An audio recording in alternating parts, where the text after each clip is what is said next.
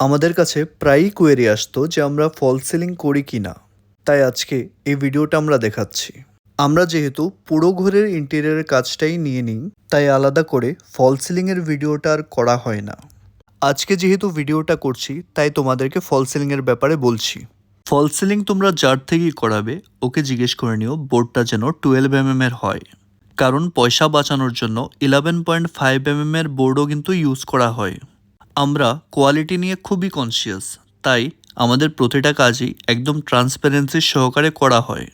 আমাদের প্রতিটা সিলিংয়ের কাজই কিন্তু 12 এর বোর্ড দিয়ে করা হয় এবং আমাদের যতগুলো সেকশন আছে সবগুলো কিন্তু টাটা প্রিমিয়ামের সেকশন হয়।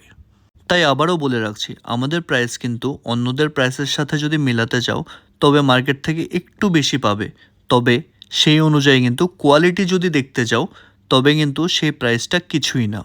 এমন কোয়ালিটি ভিডিও দেখতে হলে আমাদের পেজটাকে ফলো করে রেখো।